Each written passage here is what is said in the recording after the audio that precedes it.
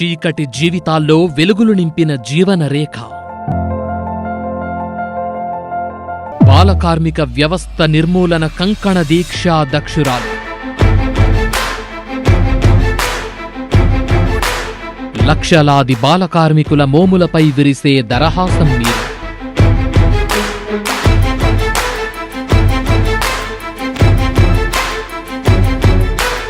తీర్చిదిద్దిన దివ్వెలు దేశవ్యాప్తంగా ప్రభుత్వ, ప్రైవేటు రంగాల్లో విద్య, వైద్య, సైనిక, పోలీసు మొదలైన సేవలనందిస్తూ వెలుగులు విరజిమ్ముతున్నాయి.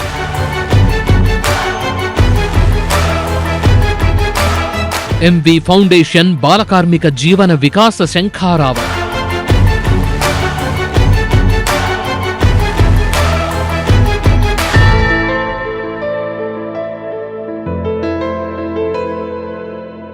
నమస్తే, వెల్కమ్ టు విశ్వం టీవీ. నేను మీ జర్నలిస్ట్ ఉదయ్.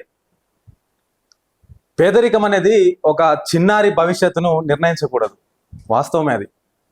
అంతేకాకుండా బాల కార్మికత్వం అనేది ఆ కుటుంబ పరిస్థితిని బట్టి ఉంటుంది, కానీ ఆ చిన్నారి తలరాత అసలే కాదు.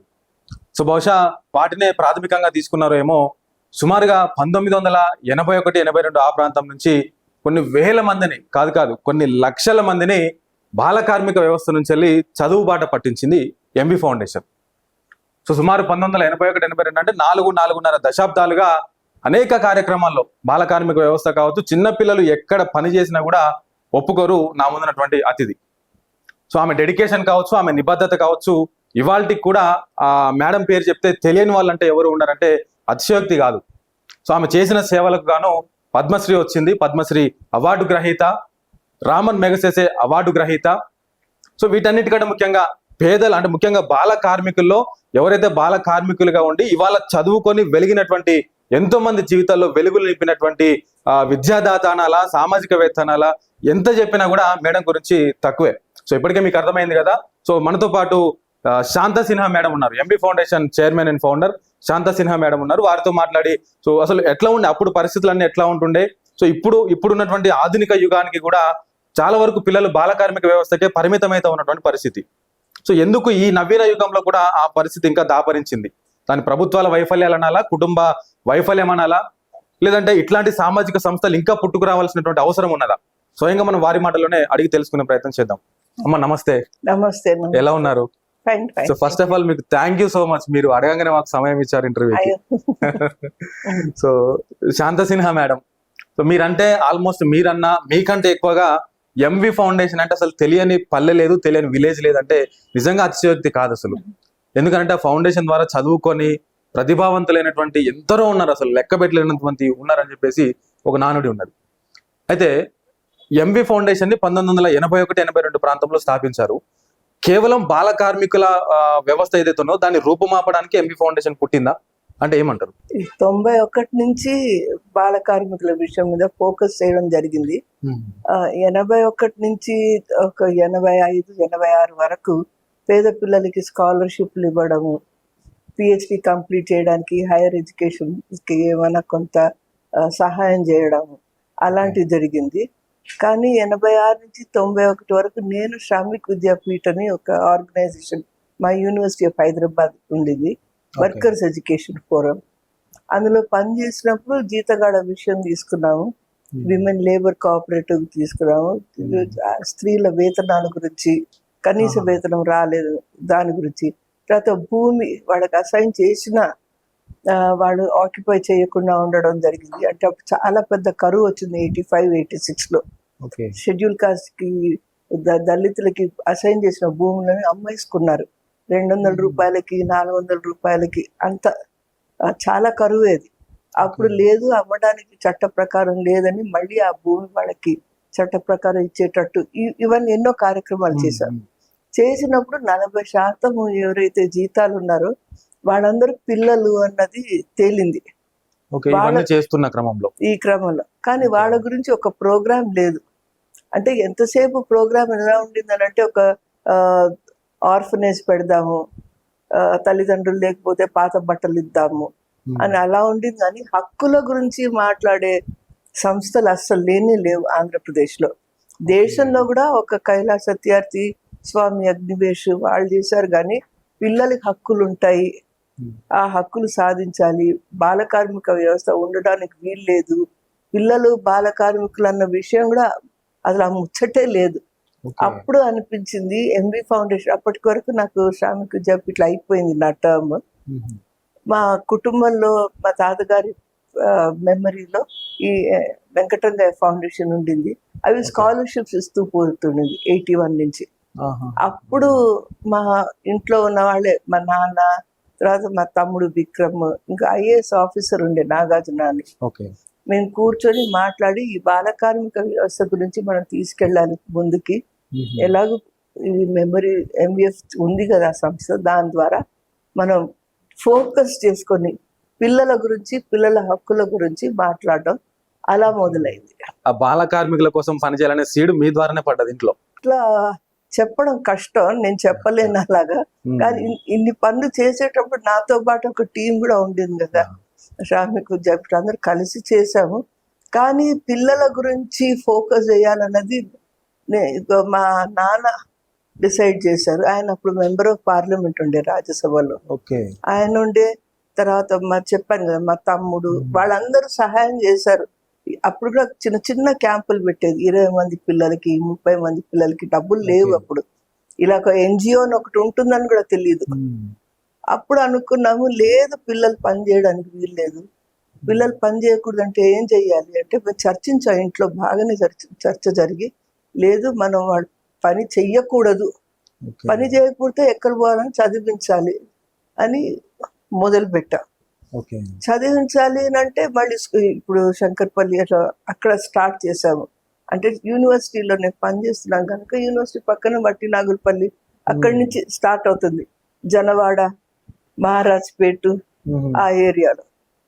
అది చూస్తుంటే పిల్లల్ని బయట తీసుకొచ్చిన తర్వాత స్కూల్స్లో పట్టుకెళ్తే అక్కడ టీచర్లు ఏమో ఇంత పెద్ద పిల్లల్ని మేమేం చెయ్యాలి, వాళ్ళు అనేది కూడా కరెక్టే. 11 ఏళ్ళు, 12 ఏళ్ళు, 13 ఏళ్ళ వయసులో ఉన్న పిల్లలు తీసుకెళ్తే మా నెత్తి మీద పడేసిపోతే మేము ఎక్కడ చదువు చెప్తా అన్నారు. అంతలోపల ఊళ్ళలో గొడవలు కూడా, జీతాల నుంచి బయటకు తీస్తే మీకు తెలుసు, అందరికీ తెలుసు ఎన్ని గొడవలు జరుగుతాయి. ఈ పిల్లలకి రక్షణ కూడా ఉండాలి.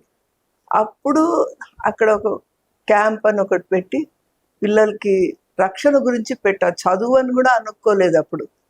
వాళ్ళకి ప్రొటెక్షన్ ఉండాలి, వాళ్ళ మీద టెన్షన్ అంతా ఉండకూడదు అని చెప్పి స్టార్ట్ అయింది. ఇక్కడ ఇంకొక ప్రశ్న మేడం, అప్పుడు స్టార్టింగ్ డేస్ లో ఇప్పుడు మీరు చెప్పిందంతా కూడా 85 అట్లా అనుకోవచ్చు మేడం, 91. సో ఆ టైంలో కూడా బాల కార్మికులు అని అంటే అప్పటి వరకు ఎట్లా ఉండేదంటే, ఒక ఇంట్లో తల్లిదండ్రులు వాళ్ళకి అప్పు అయితేనో లేదంటే డబ్బులు సరిపోకపోతేనో వాడిని బర్ల కాడికో, గొర్రెల కాడికో, ఇంకో దగ్గరకు పంపించి, ఒక భూస్వాముల దగ్గరికి పంపించి వాళ్ళని అక్కడ జీతం లాగా పెడుతుండే. తద్వారా వాళ్ళకి డబ్బులు రావడము, లేదంటే వాళ్ళు తీసుకున్న అప్పుకు మాఫీ కావడము జరుగుతూ ఉంటాయి. సో అట్లాంటి బాల కార్మికుల్ని అటు తల్లిదండ్రులను మీరు మెయింటైన్ చేయాలి, వాళ్ళకి సర్ది చెప్పాలి, ఇటు పిల్లలకు కూడా ఏం అర్థం కానటువంటి పరిస్థితి. ఒకసారి వాళ్ళకి డబ్బులు వస్తున్నాయి, పని చేస్తున్నారు, ఫుడ్ దొరుకుతున్నది, సో అక్కడ నుంచి తీసుకెళ్లి డిఫరెంట్ ప్లేస్, సో చదువు, రక్షణ ఇదంతా అనేసరికి వాళ్ళకు మైండ్ అంతా డిఫరెంట్ గా తిరుగుతూ ఉంటది. మీరు ఎట్లా బ్యాలెన్స్ చేయగలరు వీళ్ళిద్దరిని కూడా, పిల్లల్ని అట్ ద సేమ్ టైం తల్లిదండ్రుల్ని? యాక్చువల్లీ మా ప్రాబ్లం తల్లిదండ్రులతో అట్టే రానే లేదు. మొదట్లో ఒప్పుకోలేదు, కానీ వాళ్ళ పిల్లల్లో మార్పు చూస్తుంటే వాళ్ళకి, అయ్యో మా పిల్లలు ఇంత బాగా చదవగలరా, ఇంట్లో మారిపోతారా, ఎంత బాగా ఆటలు ఆడుకుంటున్నారు, ఎంత బాగా మాట్లాడుతున్నారు, పద్యాలు చెప్తున్నారు, భాగవతం ఆడేది వాడు, ఎల్లమ్మ కథ అన్ని భాగవతాలు ఆడేది. అరే వీళ్ళు మా పిల్లలేనా అని వాళ్ళు ఆశ్చర్యపడ్డారు. అంటే మేము కూడా తల్లిదండ్రులతో నచ్చ చెప్పడం, అంటే కొంతమంది నచ్చ చెప్పి తీసుకొచ్చిన పిల్లలు ఉన్నారు, కొంతమంది ఇంట్లో చెప్పకుండా పారిపోయి వచ్చిన పిల్లలు కూడా ఉన్నారు. కానీ అందరికీ వాళ్ళ తల్లిదండ్రులతో మాట్లాడి, వచ్చి చూడండి మా క్యాంప్ లో పిల్లల్ని చూడండి ఎలా ఉన్నారు చూడంటే వాళ్ళని నమ్మలేకపోయారు. సో మాకు ప్రాబ్లం ఎప్పుడు తల్లిదండ్రులతో రాలేదు. వాళ్ళకి ఎప్పుడు ఎవరు చెప్పలేదు మీ పిల్లలు కూడా చదువుకోగలరని. పేద పిల్లలు పెద్ద చదువు ఏం చేస్తారు, కలెక్టర్లు అవుతారా, అలాంటివి ముచ్చటే ఉండింది. కానీ ఈ చిన్న పేద పిల్లలు కూడా చదువుకోవచ్చు అని తల్లిదండ్రులకి ఎవరు చెప్పారు? చెప్పకపోతే వాళ్ళు కూడా నమ్మలేరు కదా. సో ఒక వాతావరణం, మా కార్యకర్తలు వాళ్ళు భూస్వాములతో పనిచేశారు, అన్ని కులస్తులతో పనిచేశారు, యూత్ తో పనిచేశారు, సెల్ఫ్ హెల్ప్ గ్రూప్ విమెన్ తో పనిచేశారు.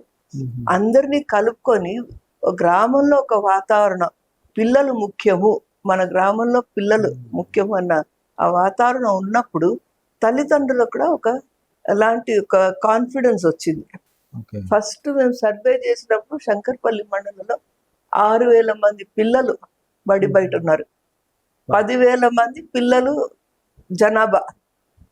అప్పుడు ఫస్ట్ పోస్టర్ యూత్ నుంచి వాళ్ళ మాటనే బయటకు వచ్చింది, మన మండలంలో 6,000 పిల్లలు పని చేయవలసిందేనా బా. అని ఒక కొటేషన్ ఒకటి పోస్టర్ ఒకటి ఒక పోస్టర్ ఇంటింటికి అతకబెట్టడం జరిగింది. వచ్చింది. తర్వాతనేమో పిల్లల చేత ఇంకొక పోస్టర్ అని, బర్ల గాయం గొర్రెల గాయం మమ్మల్ని బడికి పంపండి బా. అని వాళ్ళ వాయిస్ తో కూడా. సో అలాంటి స్ట్రీట్ ప్లే పెట్టడం, పిల్లలే మన నాటకాలు వేయడము, ఇలా అన్ని కొంచెం మంచి వాతావరణం వచ్చేసరికి ఆ మండలంలో ఒక ఊపు అయితే వచ్చింది శంకర్పల్లి మండలం. ఓకే. ఆ మండలం ఒక్కటే కాదు, అక్కడ చూసిన తర్వాత పక్కనున్న మండలాలు కూడా మా ఊరికి ఎందుకు రారు, మా ఊరికి ఎందుకు రారని అలా కొంచెం మేము అనుకోకుండానే అది పెద్ద ఇది మూవ్మెంట్ లాగా తయారైంది, ఉద్యమమే అనుకోవాలి. సో మొత్తంగా అంటే ఇప్పటి వరకు కూడా ఎంవి ఫౌండేషన్ ద్వారా సుమారు 10 లక్షల పైచిలుకు మందిని మీరు బడిబాట పట్టించగలిగారు. సో ఆ 10 లక్షల మందిలో ఇప్పటివరకు మిమ్మల్ని కలిచివేసిన సంఘటన, అది ఇందుకే కదా నేను ఎంబీ ఫౌండేషన్ పెట్టింది, ఇందుకే కదా ఎంబీ ఫౌండేషన్ పనిచేసింది అనేటువంటి సంఘటన అనేది ఉందా మేడం? అన్ని ప్రతి 10 లక్షల సంఘటనలు ఉన్నాయి. ఓకే. అంటే 10 లక్షల మంది పిల్లలు, 15 లక్షల మంది పిల్లలు అంటే మామూలుగా రాలేదు కదా. ఫస్ట్ ఆఫ్ ఆల్ వాళ్ళు రావడానికి ఒక కాన్ఫ్లిక్ట్ రెజల్యూషన్ ఉండాలి, తగాదా లేని పిల్లలు ఎవ్వరు రాలేదు. ఇక్కడ మన మల్లీశ్వరి ఉంది, మల్లీశ్వరి కూడా తగాదాలు పెట్టే వచ్చి ఉంటుంది. అంటే ఆడపిల్లలు చేసే తగాదాలు వేరే, మగ పిల్లలు వేరే. అది ఇప్పుడే జ్ఞాపకం వచ్చింది. ఆడపిల్లలు అయితే ఇంట్లో అలగడము, నెత్తి దూకోకుండా ఉండడము, వంట చేసడం నేను వంట చేయనులే అనడం, సత్యాగ్రహం అంటే సత్యాగ్రహం అంటే ఒక 3-4 రోజులు అలిగి కూర్చోవడము, అలా చేసేసరికి ఆ తల్లిదండ్రులు లేకపోయి చదువుకోపో అనడం, అట్లా జరిగింది. మగ పిల్లలేమో వినిపించి పారిపోయేది, ఒక నిక్కర్ మీద ఇంకో నిక్కర్ మీద ఒకటి వేసుకొని, ఒక షర్ట్ మీద ఇంకో షర్ట్ మీద ఒకటి వేసుకొని పారిపోయేది. అంటే మాకు ఆడపిల్లలు ఎట్లా వస్తారు, మగ పిల్లలు ఎట్లా వస్తారు, టెన్షన్లు. చెప్పేది ఏంటంటే ఈ బాల కార్మిక వ్యవస్థ నిర్మూలన అన్నది పొలిటికల్ ఇష్యూ. అది ఒకటేమో సరే చారిటీ వెల్ఫేర్ అయ్యో పాపము వస్తున్నారు, ఇంకొకటి అది సమాజంలో ఒక మార్పు వచ్చే ఒక స్ట్రక్చరల్ ఇష్యూ. సమానత్వం తీసుకురావడానికి చేయూత ఇచ్చిన ఇష్యూ బాల కార్మిక వ్యవస్థ. అంటే ఒక విలేజ్ బ్యాలెన్స్ ఆఫ్ పవర్ మారిపోతుంది. అది ఎట్లా దాన్ని రిజాల్వ్ చేయాలన్నది ఎంవిఎఫ్ కార్యకర్తలకే ఎంత చెప్పున్నా సరిపోదు. వాళ్ళు ఎంత పెద్ద గొడవ జరిగినా చాలా పేషెంట్ గా, అస్సలు అలిసిపోకుండా, దాని గొడవ ఎక్కువ చేయకుండా ఎట్లా తక్కువ చేసి ఆ పిల్లల్ని కాపాడాలి, ఆ కుటుంబాన్ని కాపాడాలి, అందరిని కలుపుకొని ఎట్లా పోవాలని, అది ఎంవిఎఫ్ మొబిలైజర్ చేసిన ముఖ్యమైన పని నాకు అనిపిస్తుంది. గొడవ లేకుండా అయితే ఏ పిల్లగాడు కానీ రాలేదు. ఇది గొడవతో కూడిన పని బాల కార్మిక వ్యవస్థ నిర్మూలించడం. అంటే ఎంఏఎఫ్ అనేది ఒక ఇండిపెండెంట్ ఆర్గనైజేషన్. సో 91 నుంచి వెళ్ళి స్టిల్ ఈ రోజు వరకు చూసుకున్నా కూడా అంటే ఒక ఇండిపెండెంట్ ఆర్గనైజేషన్ 10-15 లక్షల మందిని బడిబాట పట్టించగలిగింది. సో అప్పటి నుండి ఇప్పటి వరకు మీకు ప్రభుత్వాల నుంచి ఎట్లాంటి సహకారం ఉంటుండే, లేదా ఇంకా మాకు సహకారం చేస్తే ఇంకొంతమందిని మేము నడిపించగలిగేటువంటి వాళ్ళం అనేటువంటి అనుమానం ఏమైనా ఉండేనా మేడం? దీనికి మనం ముందుగా మన ఆలోచన మొదటి రోజు నుంచి హక్కుల గురించి మాట్లాడుతున్నాం. హక్కు అంటే ప్రభుత్వాన్ని కాపాడాల, మీరు నేను హక్కులను కాపాడే మనం కాదు. చట్ట ప్రకారము, రాజ్యాంగం ప్రకారము హక్కులను కాపాడే సంస్థ ఎన్జిఓలు గారు. హక్కులను కాపాడాలంటే ప్రభుత్వమే కాపాడాల. సో మొదటి రోజు నుంచి పిల్లలు బాగుపడాలంటే ప్రభుత్వంతో మనం ఎంగేజ్ చేస్తూనే ఉండాలని. లేకపోతే మేము ముందు క్యాంప్ పెట్టినప్పుడు మా క్యాంప్ లో ఉన్న వాళ్ళు ప్రభుత్వ బళ్ళు బాగానే లేవు, నడవడం లేదు, మనమే స్కూల్ ఎందుకు పెట్టకూడదు? ఆహా. చాలా పెద్ద ఒత్తిడి వచ్చింది ఎంవిఎఫ్ మీద. స్కూల్ మనమే నడుపుదాము. ఓకే. 7వ తరగతి 10 నెలల్లో చదివేస్తున్నారు. గవర్నమెంట్ పోతే ఏం చదవరు. మా కార్యకర్తలు కూర్చొని మేము నడుపుతాం బడి అన్నారు. నువ్వు ఇచ్చేది కాదు హక్కు, గవర్నమెంట్ ఇవ్వాలా, గవర్నమెంట్కి పోవాలి. గవర్నమెంట్ పని చేయకపోతే గవర్నమెంట్ చేత పని చేయించే పని మనది ఓకే అని మొదటి రోజు నుంచి ప్రభుత్వంతో పనిచేయాలి. ప్రభుత్వం ఎన్నో లేయర్స్ ఉంటాయి. స్కూల్ టీచర్ నుంచి block mandal level education officer, DEO, commissioner, secretary, state government, central government అందరు కదలాలి. సో ప్రభుత్వంతో మాట్లాడాలి, మనము నచ్చజెప్పాలని మొదటి రోజు నుంచి మా ఉద్దేశం కూడా అదే. హక్కులు కాపాడేది ప్రభుత్వము, ప్రభుత్వాన్ని తయారు చెయ్యాలి. అందుకని వాళ్ళని బడి బాగలేకపోయినా పిల్లల్ని బడికి పంపించి, స్కూల్లో టీచర్లు లేకున్నా స్కూల్స్కే పంపించి, బాత్రూములు లేకున్నా రూములు లేకున్నా అక్కడికే పంపించి, అక్కడ ఒత్తిడి తీసుకొచ్చి అక్కడ బాగు చేయడం అనేది జరిగింది. Okay right madam. అంటే ప్రభుత్వ స్కూళ్ళు బాగోలేవని చెప్పేసి మీరు అన్నారు కాబట్టి ఆ రోజు అదే పరిస్థితి ఉన్నది. స్టిల్ ఈ రోజుకి 2026 సంవత్సరానికి చూసినా కూడా ఇవాళకి టీచర్ల కొరత ఉన్నది. పిల్లలు గవర్నమెంట్ స్కూల్ అంటే కూడా అంత దూరం పారిపోయేటువంటి పరిస్థితి ఈ రోజు కూడా ఉన్నది. ఏంటి మేడం వీటి రెండింటి మధ్యలో వ్యత్యాసం అంటే ఏమీ మారలేదు అసలు? ముఖ్యమైన వ్యత్యాసం ఏంటంటే ఆ రోజుల్లో అంత డిమాండ్ లేదు ఎడ్యుకేషన్ కి. కొంచెం నచ్చజెప్పడం జరిగింది. తల్లిదండ్రులు కూడా ధైర్యం ఇవ్వడం. నచ్చజెప్పడం అంటే వాళ్ళకి తెలుసు వాళ్ళ పిల్లలు చదువుకోవాలని ప్రతి తల్లిదండ్రికి 40 సంవత్సరాల క్రితం కూడా తెలుసు. కానీ అది కడుపులో ఉన్న మాట బయట చెప్పడానికి ధైర్యం లేకపోయింది. ఇప్పుడు మార్పు ఎక్కడొచ్చిందంటే తల్లిదండ్రులు బయటకు చెప్తున్నారు, డిమాండ్ చేస్తున్నారు. ఆ వాతావరణం అయితే మారిపోయింది. ఇప్పుడున్న తల్లిదండ్రులు 25 ఏళ్ళు అమ్మాయి అబ్బాయి చిన్న చిన్న పిల్లలు, వాళ్ళు బడికి పోలేదు. వాళ్ళకి తెలుసు వాళ్ళు బడికి పోనందున ఏమైంది అని. ఆ అవేర్నెస్ సమాజంలో వచ్చింది. ప్రభుత్వంలో ఒక ముఖ్యమైన మార్పు ఏం వచ్చిందంటే మాలాంటి సంస్థలు పనిచేయడం వల్ల విద్యా హక్కు అన్నది వచ్చింది. రైట్ టు ఎడ్యుకేషన్ 2009లో రైట్ టు ఎడ్యుకేషన్ యాక్ట్ వచ్చింది. విద్య హక్కు, బడి బయట పిల్లలు ఉండడానికి వీలు లేదు అని ఈ మార్పు వచ్చింది. ఎక్కడన్నా మనం మొబిలైజ్ చేసినప్పుడు నిలదీసి అడగొచ్చు. ప్రభుత్వం కూడా రెస్పాండ్ చెయ్యాలి. కానీ మీరు అడిగిన ప్రశ్నకు నేను ఇంకా జవాబు చెప్పలేదు. అలాగే ఉంది ప్రభుత్వం. అంటే ప్రభుత్వ ధోరణి మేము అనుకున్నంత ఫేవరబుల్ గా ఇప్పుడు కూడా లేదు. హక్కు చేయడం చాలా పెద్ద పనే. అది ఆ చట్టంలో వచ్చిన మార్పు ఏమైతే ఉందో అది మనం యాక్చువల్లీ సపోర్ట్ చెయ్యాలి, అప్రిషియేట్ కూడా చెయ్యాలి. హక్కు వచ్చింది అన్నది. హక్కు వచ్చిన తర్వాత ఇంప్లిమెంటేషన్ ఏమైతే ఉందో దానికి మళ్ళీ ఇంకో పోరాటం చేయవలసిందే. హక్కు రావడానికే పెద్ద పోరాటం. హక్కు వచ్చిన తర్వాత నెక్స్ట్ లెవెల్ కి మళ్ళీ అందరు కదలవలసిందే. అంటే నేను అదే అంటున్నా మేడం. ఇప్పుడు హక్కు సాధించుకోవడానికే 90 నుంచి పోరాటం చేస్తే 2009 వరకు సాధ్యం. సో 2009 నుంచి హక్కు వచ్చిన తర్వాత అంతకుముందు మీరు ఎట్లా ఉండాలంటే ఎంవిఎఫ్ తల్లిదండ్రులకు నచ్చజెప్పి చదువుకోవాలని చెప్పేసి పిల్లల్ని బడిబాట పట్టించారు. ఇప్పుడు ఉన్నటువంటి తల్లిదండ్రులు సరే మా పిల్లల్ని మేము చదువుకోవడానికి పంపించాలనేది తల్లిదండ్రులకు అవగాహన వచ్చింది. సో అప్పుడు గవర్నమెంట్ స్కూళ్ళకి మీరు పంపించిన అదే పరిస్థితి, ఇవాళ పిల్లల్ని తల్లిదండ్రులు పంపిస్తామన్నా అదే పరిస్థితి. కానీ ప్రభుత్వం ఎందుకు మారలేకపోతున్నది? విద్యా హక్కు తీసుకొచ్చినప్పటికీ కూడా చదువుకునే రైట్ ఆ విద్యార్థికి లేదు కదా మేడం. ఇప్పుడు స్కూల్కి పోతే రైట్ అంటే వాడికి ఆ స్వేచ్ఛ లేకుండా అయిపోయింది స్కూల్లో. మీకు తెలుసు, నాకు తెలుసు ఎందుకు చేయడం లేదు ప్రభుత్వాన్ని.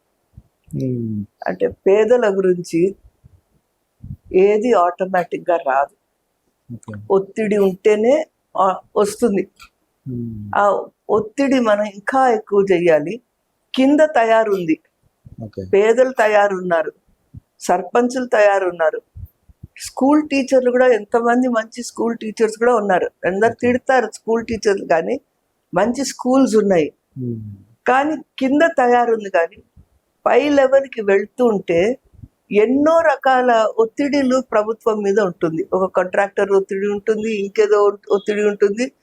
మన వాయిస్ ఏవైతే ఉందో, మన గొంతు అక్కడ దాకా వెళ్ళడానికి ఏం చెయ్యాలో ఇంకా అంటే చేస్తూనే ఉన్నాం, కష్టపడుతూనే ఉన్నాం, ప్రెస్ కాన్ఫరెన్స్లు పెడుతూనే ఉన్నాం, కానీ అది సరిపోవడం లేదు. ఇలాంటి కొంచెం ప్రచారం చేసినా సరిపోతుందేమో, కానీ ఎంతో ఒత్తిడి తీసుకురావాలి. స్టేట్మెంట్లు కరెక్ట్ పెడుతున్నారు, పాలిటీషియన్స్ మాట్లాడినప్పుడు అవును పిల్లలందరూ చదవాలని అంటున్నారు, కానీ అది యాక్చువల్గా ప్రాక్టీస్లో చెయ్యడం లేదు. అందరు అన్నట్టు పొలిటికల్ విల్ చాలా ఇంపార్టెంట్. ఫైనలీ ఇది పొలిటికల్ డెసిషన్. పెట్టుబడి పెట్టాల విద్య మీద. కనీసం ఒక రాష్ట్రంలో మనం ఇక్కడ డిమాండ్ చేస్తున్నాం 20% అన్నా పెట్టండి. అది ఎందుకు చెప్తున్నానంటే బయట పిల్లలు ఉన్నారు, వాళ్ళని తీసుకోవడానికి ఎక్స్ట్రా కావాలి. ఇన్ని రోజులు పిల్లలు చదువు వెళ్ళినా వాళ్ళకి అక్షరాలు రావడం లేదని, లెక్కలు రావడం లేదన్నారు. ఆ బ్యాక్లాగ్ ని సరిదిద్దాలి కదా, దానికి ఎక్స్ట్రా పెట్టుబడి చేయాలి కదా. మనం ఇప్పుడు ఉన్న పిల్లలు అందరూ చదివేస్తున్నారు, హాయిగా వెళ్తున్నారు అని చెప్పి మనం ఇన్వెస్ట్మెంట్ చేస్తున్నాం, అలా లేదు కదా. సో జరిగిన అన్యాయాన్ని సరిదిద్దడానికి ఒక పెట్టుబడి పెట్టాలి. తర్వాత దాన్ని సరిదిద్దిన తర్వాత కంటిన్యూస్ గా చదువు చెప్పడానికి పెట్టాలి. కానీ అది పూర్తిగా చెయ్యడం లేదు. అది రాజకీయ విషయము, it's a political issue. Political గా వాళ్ళు తయారు లేకపోతే మనం ఎన్ని తయారులు చేసినా పొలిటికల్ గా అక్కడ తయారు లేదు. ఒక్క విధంగా మన లోపమే, మనకు తెలియదు ఇంతకంటే ఒత్తిడి ఎట్లా చేయాలని. ఓకే సరే, ఇక్కడ ఇంకొక ప్రశ్న మేడం. మీరు ఎందాకంటూ 20% విద్యకు కేటాయించాలని చెప్తా ఉన్నారు. సో ఇవాళ ఈ ప్రభుత్వమే కాదు, గతంలో ఉన్న ప్రభుత్వాలు కూడా ఎప్పుడు ప్రభుత్వంలోకి రావాలన్నా, ఎప్పుడు గద్దెనెక్కాలన్నా కూడా ఒకటి ఉచిత వైద్యము, 2 ఉచిత విద్య, ఈ రెండింటి మీదనే వాళ్ళు ప్రాతిపదిక చేసుకొని మేము వస్తే మీకు ఉచిత విద్య ఇస్తాము, ఉచిత వైద్యం ఇస్తామని చెప్పి గద్దెనెక్కుతున్నారు. ఎక్కిన తర్వాత కనీసం ఆ బడ్జెట్ కేటాయించిన బడ్జెట్ లో కూడా కొంతమేరకైనా ఖర్చు పెట్టలేకపోతున్నారు. అయితే ఎట్ ద సేమ్ టైం మన దేశంతో పాటు స్వాతంత్రం పొందినటువంటి వాళ్ళ అనేక దేశాల్లో ఉచిత విద్య అమలు అయితే ఉన్నది. So what about India, what about ముఖ్యంగా తెలంగాణ విషయానికి వస్తే ఉచిత విద్య, ఉచిత వైద్యాన్ని ఎందుకు ఇవ్వలేకపోతా ఉన్నాం మన ప్రజలకంటే ఏం చెప్తారు మేడం? ముందేమో విద్య మీద ఇన్వెస్ట్ చేయాలంటే ఇట్ ఇస్ ఇంగ్లీష్ లో ఇంటర్ జనరేషనల్ ఇష్యూ. ఒక తరం మీదనే మన కాదు, 2-3 తరాలకి వచ్చేటట్టు ముందు ఆలోచన ఉండాల. ఎంతసేపు ఇక్కడ మనము ఫౌండేషనల్ లెర్నింగ్ అని ప్రైమరీ స్కూల్కే పెడుతూ ఉంటాం. మనం అదంతా అంటే ఫౌండేషన్ బాగుంటుంది అని. అది long term view of education లేనే లేదు. చైనా చూసుకోండి, కొరియా చూసుకోండి, సౌత్ కొరియా చూసుకోండి, ఇది అన్ని స్టేజెస్ ఆఫ్ ఎడ్యుకేషన్ కి సైమల్టేనియస్ గా అన్ని ముందుకు వెళ్ళాలా అన్న ధోరణి వాళ్ళకు ఉండేది. ఇప్పుడు మనం ఎంతసేపు class 1 to class 5, class 1 to class 5, స్వాతంత్రం వచ్చినప్పటి నుంచి 5th క్లాస్ వరకే ఆలోచిస్తున్నాం. 5th తర్వాత 5th టు నెక్స్ట్ లెవెల్ కి 8th కి కొంతమందే వెళ్తున్నారు. ఇప్పుడైతే పర్వాలేదు, కొద్దిగా 70% వెళ్తున్నారు, కానీ 30% బయట ఉన్నారు కదా. వాళ్ళు మళ్ళీ అక్కడ రావాలి కదా, ఫ్రమ్ 5th to 8th. వాళ్ళ గురించి ఆలోచించడం లేదు. సో వీ హ్యావ్ టు అన్ని రిపేరింగ్ వర్క్ ప్రతి లెవెల్లో రిపేర్ చేయాల. అక్కడ బయట ఉన్న పిల్లల్ని తీసుకురావాలా, 5th to 8th కూడా సరిగా చేయాల. 8th లో మళ్ళీ ఒక 50-60% డ్రాప్ అవుట్ అయిపోతున్నారు కదా 9, 10, 11కి వచ్చేసరికి. వాళ్ళని తీసుకురావడానికి ప్లాన్ చేయాలి. లేకపోతే ఇక్కడ 5th లో డ్రాప్ అయిన వాళ్ళు, 8th దగ్గర డ్రాప్ అయిన వాళ్ళు, 9th దగ్గర కుప్పల పిల్లలు బయట ఉన్నారు. నువ్వు విద్య గురించి అందరికీ విద్య దొరకాలనంటే స్కూల్కి వచ్చే పిల్లలు కాదు, స్కూల్కి రాని పిల్లలకి ఇన్ఎఫెక్టివ్ సిస్టమ్ అయిపోయింది. దాన్ని ఎఫెక్టివ్ గా చేయాలంటే ప్రతి చోట రిపేర్ చేయాలా, ప్రతి చోట పిల్లల్ని తీసుకొని రావాలా. అవన్నీ ఇప్పుడు 5 ఏళ్ల నుంచి 10 ఏళ్ల వరకు చేద్దాము, తర్వాత నెక్స్ట్ ఏజ్ గ్రూప్ చేద్దాము, తర్వాత నెక్స్ట్ గ్రూప్ కాదు, అన్ని ఏజ్ గ్రూప్లకి ఒకటేసారి చేస్తే గానీ ఇది కాదు. అన్ని తరాల వాళ్ళకి ఒకటేసారి చెయ్యాల. ఆ ధోరణి ఎవరికి ఉంది? ఇంతవరకు ఒక పాలసీలో లేదు. ఇది ఎక్కడి నుంచి వచ్చింది? మా అనుభవం నుంచి వచ్చింది.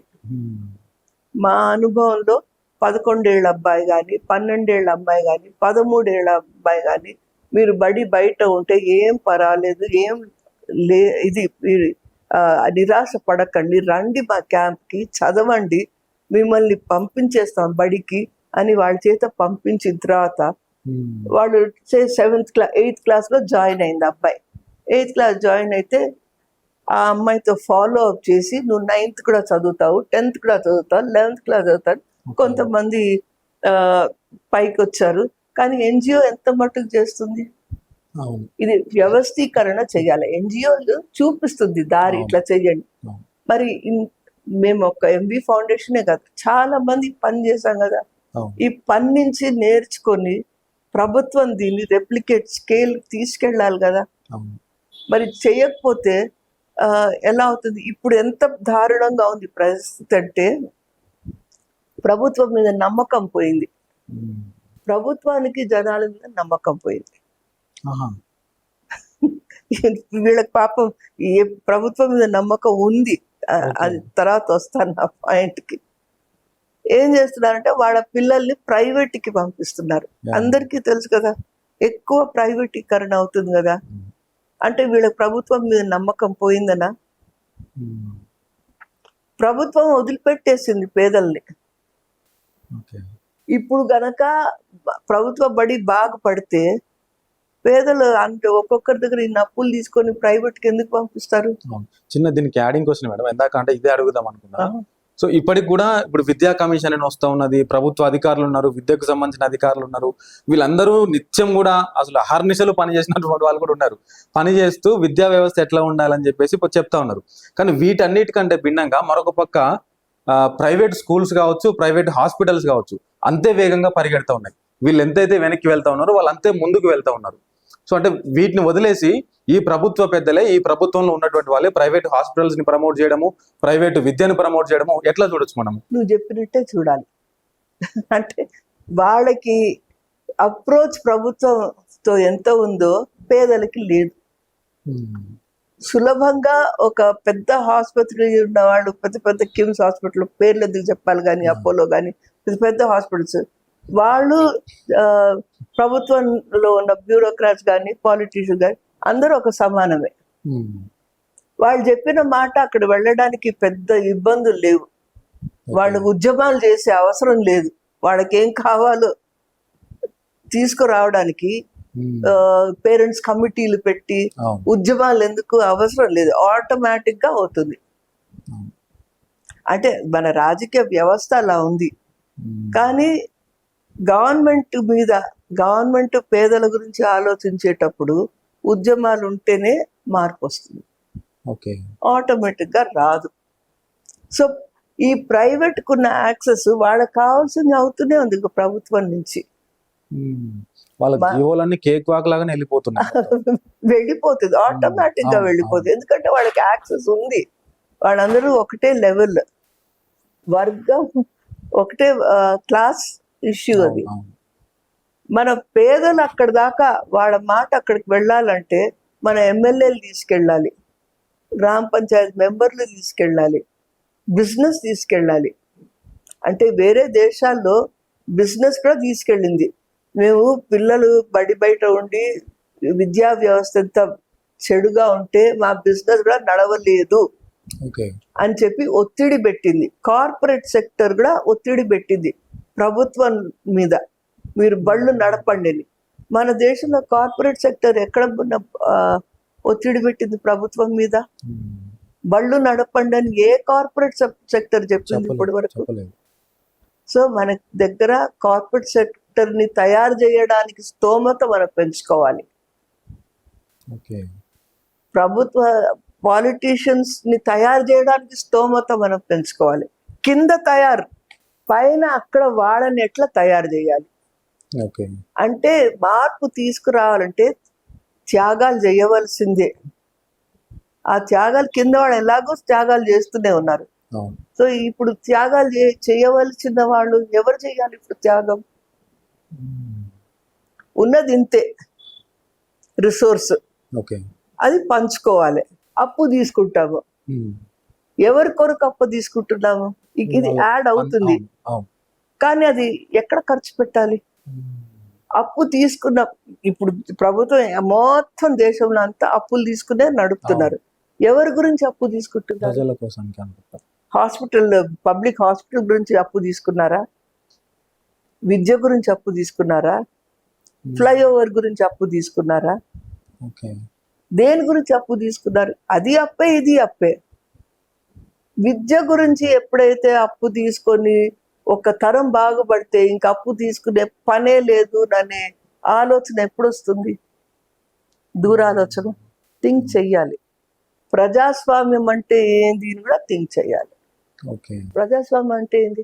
ప్రజాస్వామ్యం అంటే ప్రజల చేత, ప్రజల కొరకు, ప్రజల ద్వారా ఎన్నుకున్న- సమానత్వం, ఉమ్. న్యాయం. ప్రజాస్వామ్యం అంటే సమానత్వము. ఓకే. అందరూ సమానంగా ఉంటేనే కదా ప్రజల వాక్కు వస్తుంది, ప్రజల చేత వస్తుంది. ఆ సమానత్వం ఎక్కడి నుంచి వస్తుంది? ఉమ్. విద్య నుంచి వస్తుంది. ఓకే. ఇప్పుడు అసమానత్వం, విద్యా అసమానత్వమే మొత్తం. సమానత్వం కావాలంటే విద్య ద్వారానే వస్తుంది. ఓకే. వేరే దారి లేనే లేదు. ఉమ్. సో మన ప్రజాస్వామ్యంలో లోటు ఉంది అంటే సమానత్వంలో లోటు ఉందా లేదా? అవును. గొప్ప బీద తేడా ఉందా లేదా? ఉన్నది. ఉం? ఉమ్. గొప్పవాళ్ళు గొప్ప అవుతున్నారు, బీదవాళ్ళు కొతికింది, అది అందరూ చెప్తూనే ఉన్నారు. ఓకే. Right madam. అంటే ఇక్కడ ఇంకొక ప్రశ్న కూడా ఏంటంటే, ఇందాక మీరు కూడా 2-3 సందర్భాల్లో మాట్లాడుతూ పాలిటిక్స్ పాలిటిక్స్ పాలిటిక్స్ అన్నారు. కింద అంతా బాగానే ఉంది, మారాల్సింది పైనే అన్నారు. బ్యూరోక్రాట్లు, ప్రభుత్వ అధినేతలు బాగానే ఉన్నారు, వాళ్ళిద్దరి మధ్య సయోధ్య ఉన్నది కాబట్టి జీవోలు రావాల్సిన టైంకి వస్తున్నాయి, వాళ్ళు తీసుకోవాల్సిన పనులన్నీ కేక్ పాగలాగా తీసుకుంటున్నారని చెప్పి కూడా మనం మాట్లాడుకున్నాం. అయితే ఇక్కడ మీకు ప్రశ్న ఏంటంటే మేడం, ఇప్పుడు ఉన్నటువంటి యూత్ అందరు కూడా అంటే వాళ్ళందరూ అక్కడ ఒకటే దారిలో ఉన్నారు అని అంటే పైన చట్టాలు చేసే స్థాయిలో వాళ్ళు ఉన్నారు కాబట్టి వాళ్ళకి అవన్నీ కూడా వెసులుబాటు జరుగుతూ ఉన్నాయి. సో చట్టాలు చేసే స్థాయికి ఈ పేద వర్గం పోలేదా? అసలు పోలేకపోతున్నది ఎందుకని? అదే నేను మొదటి నుంచి మొత్తుకుంటున్నా. మనకి అది పైదాకా పోవడానికి మనకు ఎట్లా చెయ్యాలో మనకు కూడా తెలియడం లేదు. మన చేతగనైనంత వరకు చేస్తూనే ఉన్నాం. రోజుకి ఎన్ని పెటిషన్లు వెళ్ళడం లేదు? అవును.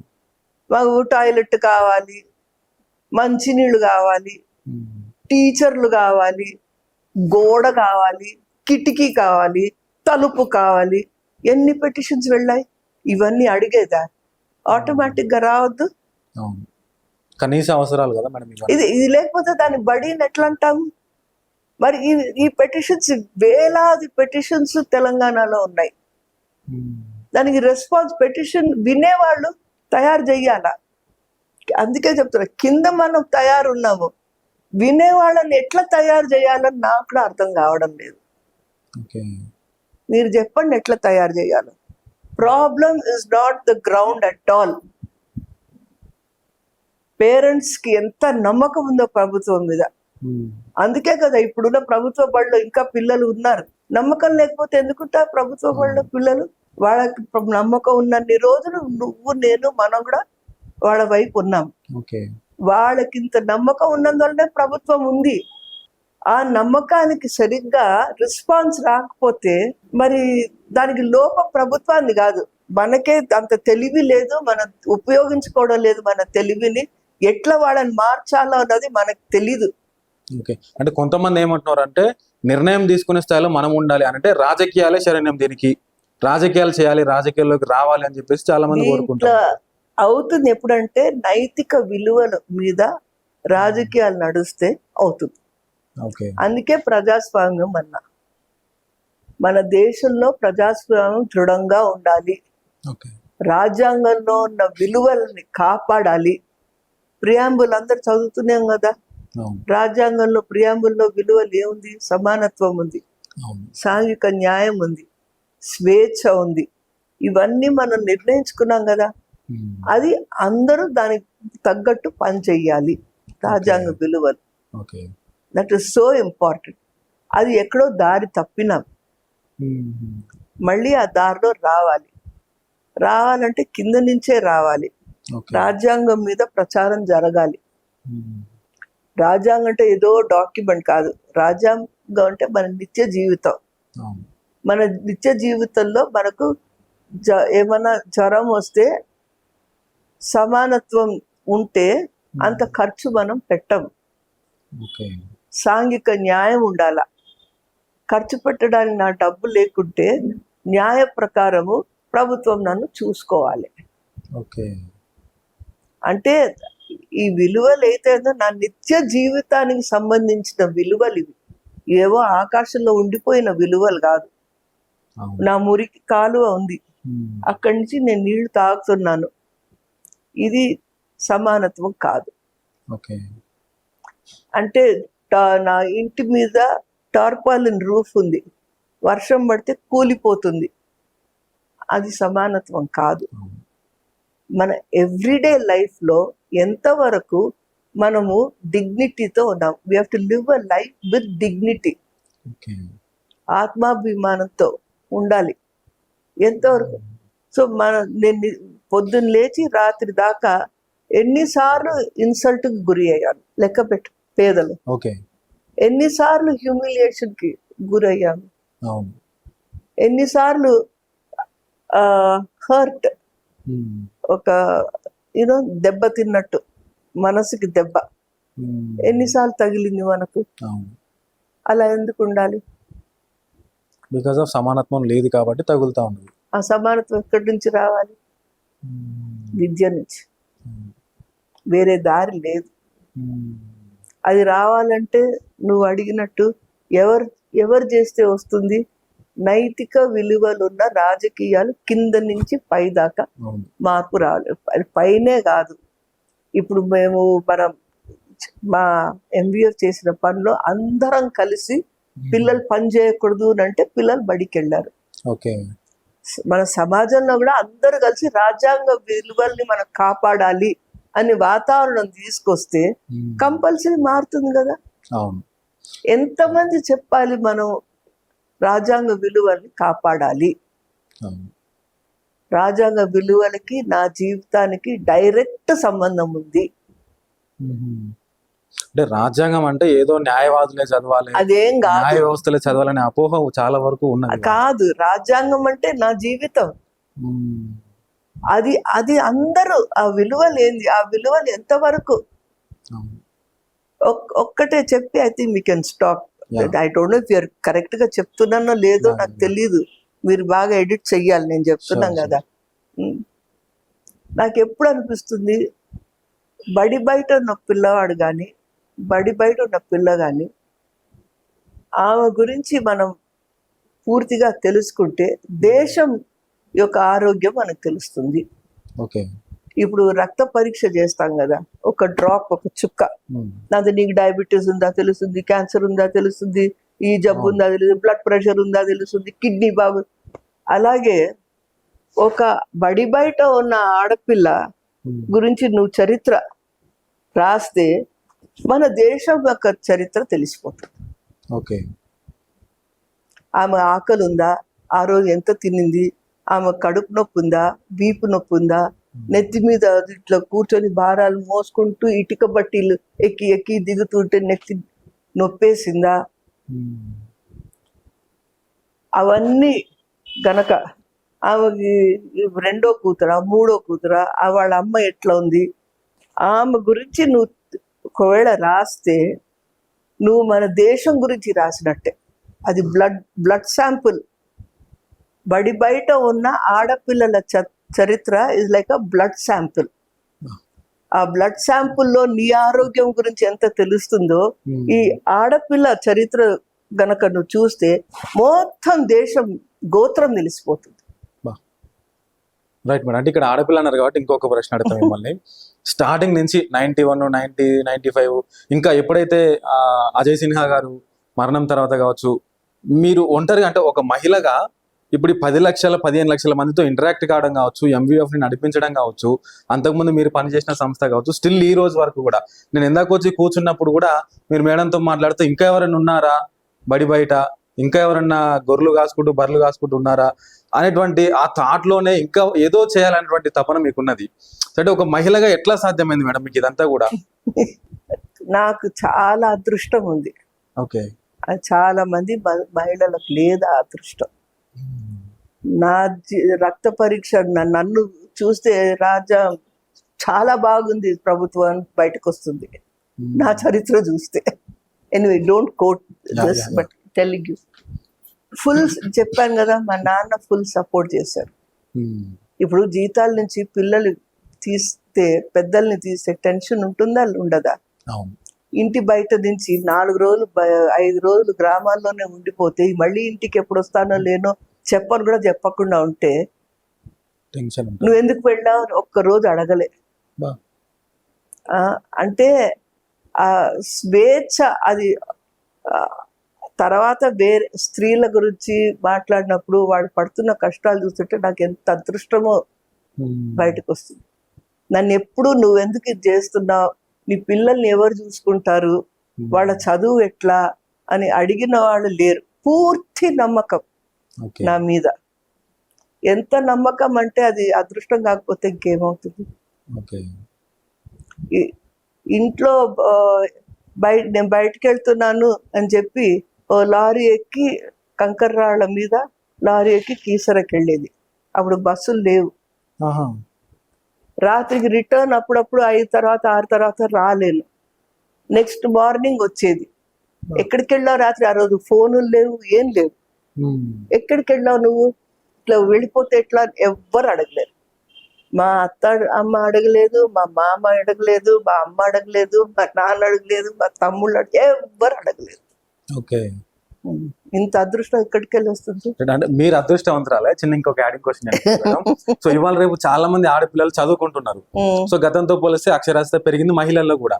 సో 10th డిగ్రీ, ఇంటర్ కావచ్చు, డిగ్రీ కావచ్చు, పీజీలు, పిహెచ్డీలు, డాక్టరేట్లు చేసినటువంటి వాళ్ళు కూడా ఇవాళ మ్యారేజ్ అయిపోగానే భర్త చెప్తే ఉద్యోగం చేయాలి లేకుంటే చేయొద్దు, సో అత్తమామ చెప్తే ఉద్యోగం చేయాలి లేకుంటే చేయొద్దు, అంటే ఆ స్థాయికి వెళ్ళి చదువుకున్నటువంటి వాళ్ళు కూడా చివరికి వచ్చి మళ్ళీ ఇంటికే పరిమితం కావాల్సి వస్తా ఉన్నది.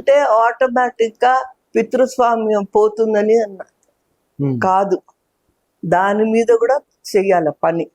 ఓకే. చదువు ఉంటే కొంచెం ఈజీ అవుతుంది ఇంటి నుంచి బయట వెళ్ళడానికి, ఉద్యోగం చేయడానికి, డబ్బులు రావడానికి. కానీ జెండర్ ఈక్వాలిటీ, పితృస్వామ్యం మీద చాలా పనులు చెయ్యాలి. ఓకే. అది కూడా చదువు ఎంత ముఖ్యమో అది ఈక్వల్లీ ఇంపార్టెంట్. పితృస్వామ్యం కనుక మనం తొలగిస్తే చదువు బాగుపడుతుంది. చదువుకుంటే రెండిటికి లింక్ కూడా ఉంది. ఓకే. ఇప్పుడు నా గురించి నేను చెప్పుకున్నప్పుడు ఇది నా తరం కాదు, మా అమ్మమ్మ కూడా అట్లనే ఉండింది, మా నాయనమ్మ కూడా అట్లే ఉన్నారు. 3 తరాలుగా మేము ఇలా ఉన్నాం మా స్త్రీల మైండ్ లో. ఓకే. మా సిన్హా ఫ్యామిలీ, మా అత్తమ్మ రాజం సిన్హా, తను 1942 మూవ్మెంట్ లో కాంగ్రెస్ ఉద్యమంలో పాల్గొన్నది. మా మామ విజయ్ కుమార్ సిన్హా భగత్ సింగ్ తో పాటు లాహోర్ కాన్స్పిరసీ కేసులో కారాగార శిక్ష, అండమాన్స్ లో లైఫ్ ఇంప్రిజన్మెంట్ చేశారు. సో లక్కీగా ఫ్యామిలీలో ఒక 19th century నుంచి స్త్రీలు చదువుతున్నారు. సో ఆ అడ్వాంటేజ్ ఉంది. ఓకే. అంటే మీరు ఒక్కరే కాదు, మీ ఫ్యామిలీ మొత్తం కూడా స్వాతంత్ర సమరయోధులు అనుకోవచ్చు అయితే. ఉంది ఒక తరం. వెంకటరంగయ్య గారు కూడా స్వాతంత్ర సమరయోధులే. ఓకే. అంటే ఆయన డైరెక్ట్ గా పార్టిసిపేట్ చెయ్యకున్నా ఆంధ్ర యూనివర్సిటీలో ప్రొఫెసర్ గా ఉన్నప్పుడు చాలా మందికి షెల్టర్ ఇచ్చారు ఇంట్లో. ఓకే. ఓకే. వాళ్ళకి విట్నెస్ కోర్టులకి వెళ్ళారు. సో అంటే the luck is that you belong to a family that is different, అంతే. ఓకే. రైట్ మేడం, ఎంబీఎఫ్ నుంచి కాస్త బయటకు వద్దాము. సో మీరు ఇందాక మాట్లాడుతూ ఉద్యమాలు చేయాలి, మనము ప్రతి సందర్భంలో ప్రశ్నించాలి, పోరాడాలి అని చెప్పేసి అన్నారు. కాబట్టి మీరు గద్దర్ ఫౌండేషన్ కి కూడా చైర్మన్ గా వ్యవహరిస్తూ ఉన్నారు. అంటే గద్దర్ నుంచి సమాజం ఏం నేర్చుకోవాలి, అదే విధంగా గద్దర్ ఫౌండేషన్ ద్వారా ఎట్లాంటి కార్యక్రమాలు చేస్తూ ఉన్నారు మేడం ఈరోజు? గద్దర్ అంటే నాకు అనిపిస్తుంది ఒక తెలంగాణకే కాదు, దేశానికే చాలా ముఖ్యమైన ఎగ్జాంపుల్, పాత్ర వహించారు. పెద్ద హీరో నాకైతే గద్దర్. ఆయన ఎప్పుడన్నా ఏ స్థాయిలో ఉన్నా, ఏ ఐడియాలజీలో ఉన్నా అట్టడుగున ఉన్న వారి గొంతు ఆయన. ఆ పాటలు ఏవైతే పాడారో, ఆ తర్వాత ఆలోచన విధానం ఏవైతే ఉందో వాళ్ళ వైపే కానీ ఇంకెవ్వరి వైపు లేరు. అది చాలా అరుదు. కంప్లీట్లీ ఆల్ హిస్ లైఫ్ పేదల తరఫున, పేదల గొంతు ఆయన. అది చాలా ముఖ్యం ఆయన చేసినది. రెండోది ఆయన ముఖ్యమైనది ఏంటంటే ఆయన సిద్ధాంతం ఏమైతే ఉందో అదే కాకుండా మారడం జరిగింది. అది నాకు చాలా బాగా అనిపించింది. ఓకే. అంటే ఆయుధ పోరాటం నుంచి ప్రజాస్వామ్యము, రాజ్యాంగంతో పాటు మనము పోరాడాలి అని ఆ షిఫ్ట్ ఏమైతే అన్నారో అది ఐ థింక్ ఆయన బ్రాడ్ మైండెడ్నెస్ పేదల వైపు ఉన్నందువల్ల ఆయన ఈ మార్పు చెందింది ఆయన ఆలోచన విధానంలో. ఓకే. అది చాలా ముఖ్యం అనిపిస్తుంది. మన తెలంగాణ రాష్ట్రం ఏర్పడడానికి ఆయన ముఖ్యమైన కారకులు కూడా నాకు అనిపిస్తుంది. అండ్ ఇంకొకటి, తెలంగాణలో నేను ఎంత సులభంగా ఉద్యమం పోరాటం అంటున్నాను, వేరే రాష్ట్రాల్లో ఇప్పుడు ఉద్యమం పోరాటం అనరు. ఓకే.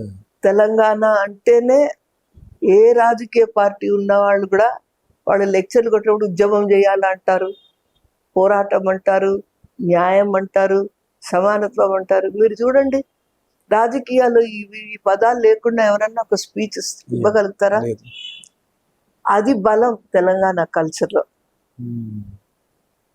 అంటే తెలంగాణలో పేదల గురించి చేసిన పోరాటాలు 1940s నుంచి నిజాం వ్యతిరేకప్పటి నుంచి ఉంది. ఓకే. ఆ స్ఫూర్తి ఇప్పుడు కూడా ఉంది. దాన్ని మనం వాడుకోవాలి. అందుకనే నేను ఈజీగా పోరాటం అంటున్నా. That's part of Telangana culture. చాలా ముఖ్యమైన కల్చర్.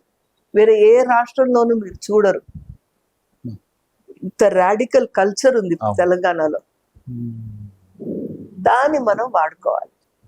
ఎంబీఎఫ్ ఫౌండేషన్ ద్వారా చాలా మంది ఇప్పటికీ చదువుకున్నారు, అంటే వాళ్ళని బడిబాట పట్టించగలిగారు. సో ఆ ఫ్రూట్ ఎట్లా ఉండింది ఈ రోజుకి, స్టిల్ ఈ రోజుకి వాళ్ళ ఫ్రూట్ ఎట్లా ఉండింది? ఎంతమంది చదువుకోగలిగినారు, ఎంతమంది పై స్థాయిలకు పోగినారు మీ అనుభవం ప్రకారం, మీకున్న సమాచారం ప్రకారం? అది పైకి కిందకి లేదు. ఓకే. చదువు ఉద్యోగాల గురించి కాదు, చదువు ఆత్మాభిమానం గురించి. ఓకే. ఐ థింక్ అందరు గెలిచినట్టే. ఎంబీఎఫ్ క్యాంప్కి వచ్చిన ప్రతి ఒక్కరు గెలుపే వాళ్ళకి. వాళ్ళ పిల్లల్ని అయితే వాళ్ళు ఎప్పుడు పనిలోకి పెట్టుకోరు. ఓకే. ఏమైనా సరే వాళ్ళ పిల్లల్ని వాళ్ళు చదివిపిస్తారు. ఐ థింక్ అది పెద్ద గెలుపు. ఇంకోటి, వాళ్ళని చూస్తే వాళ్ళ ధైర్యం మీద, వాళ్ళ పోరాటాల మీద ఎంబీఎఫ్ గెలిచింది. ఓకే. ఈ పిల్లలు ఒక్కరన్నా పోరాడకుండా రాలేదు, చెప్పాను కదా. వాళ్ళ పోరాటాల మీదనే ఎంబీఎఫ్ కి ఇంత పేరు. వాళ్ళు చేసిన ఆ పిల్లల పోరాటాలు, 9 ఏళ్ళు, 10 ఏళ్ళు, 12 ఏళ్ళు, ఆ పిల్లలు కనుక లేదు మేము చదవము పనే చేస్తామంటే ఎంబీఎఫ్ లేనే లేదు. ఓకే. ఎంత కష్టపడ్డారు, బడికి వెళ్ళిన తర్వాత కూడా కష్టపడ్డారు కదా. ఇంటర్మీడియట్ చేసినప్పుడు కష్టాలు, కష్టాలు కష్టాలు కష్టాలు, ప్రతి స్టేజ్ కష్టాలే. ఓకే. వాళ్ళ కష్టం మీద ఎంబీఎఫ్ బతికింది. ఓకే. సో ఫైనల్ గా ఒకటే ప్రశ్న మేడం, ఇంకా అడగను. సో అంటే ఎంబీఎఫ్ ఫౌండర్ అండ్ చైర్మన్ గా మీరు ఇంత సేవ చేస్తూ వస్తున్నారు కదా, సో ఏ రోజైనా మీకు రాజకీయాల్లోకి పోవాలి, ఒక రాజకీయ పదవి ఉంటే ఇంకా నేను చేయగలను కదా అనేటువంటి ఆలోచన రాలేదు? ఇదే రాజకీయం అని అనుకుంటున్నా. ఓకే. ఇంతకంటే పెద్ద రాజకీయం అంటే ప్రభుత్వ పరంగా పవర్ ఉంటే ఇప్పుడు మీరు ఎందాక అన్నట్లు ఇంకా ఎక్కువ మందికి సేవ చేసే అవకాశం వస్తుండనేమో. అన్ని పాత్రలు ముఖ్యమే. ఓకే. ప్రభుత్వం పాత్ర ముఖ్యము, ప్రభుత్వం బయట నుంచి పనిచేసే వారి పాత్ర ముఖ్యము. ఈక్వల్ పార్ట్నర్షిప్ ఉండాలి ప్రభుత్వానికి, ప్రభుత్వం బయట ఉన్న వాడికి సమానంగా. నేనైతే ప్రభుత్వాన్ని సమానంగానే అనుకున్నాను. ఓకే. ఎంబీఎఫ్ ప్రభుత్వం సమానము ఇప్పుడు ఇవాళ కూడా అనుకుంటా. ఓకే. మేము తక్కువ అని ఎప్పుడు అనుకోలే. Equal to government. మా కార్యకర్తలు కూడా అలాగే అనుకుంటారు. Okay. That they are equal to government. మనం చేస్తున్న పని మీద మాకు ఎంత నమ్మకం ఉందనంటే ఎవ్వరికి లొంగిపోము. ఓకే. కానీ మేం చేసేది ప్రభుత్వం చెయ్యలేదు, ప్రభుత్వం చేసేది మనం చెయ్యకూడదు. ప్రభుత్వం చేసేది మనం చేయకూడదు. హక్కులు మనం ఎట్లా కాపాడుతాం? ఓకే. ప్రభుత్వమే కాపాడాలి హక్కులు. ఓకే. కానీ సమాజం, సోషల్ మొబిలైజేషన్, అందరినీ కలుపుకొని పోవడము, ఇవన్నీ ప్రభుత్వం ఇంత మైక్రో ప్రోగ్రామ్ చెయ్యలేదు.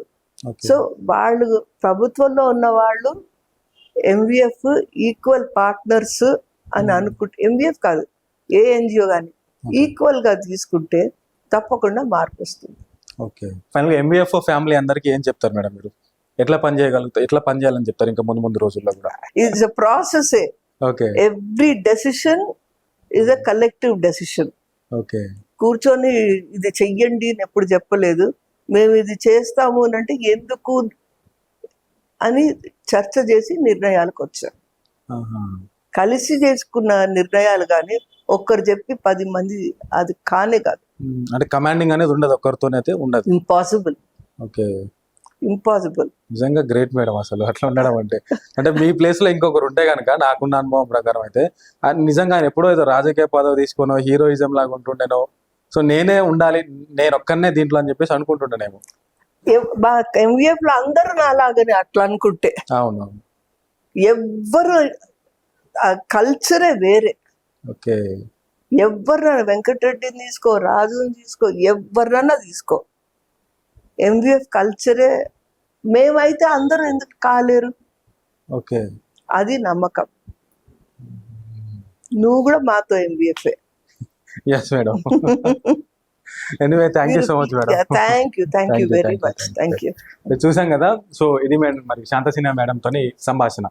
సో మేడం చెప్తా ఉన్నారు ఆల్మోస్ట్ అంటే బాల కార్మిక వ్యవస్థ ఆ రోజు ఉన్నది ఈ రోజుకు కూడా ఉన్నది. మారాల్సింది ప్రభుత్వం కొన్ని సంస్కరణలు దీని మీద తీసుకురావాలి.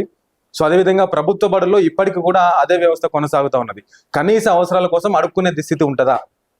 సో ఇంకా అంటే గ్రౌండ్ లో బాగానే ఉన్నది.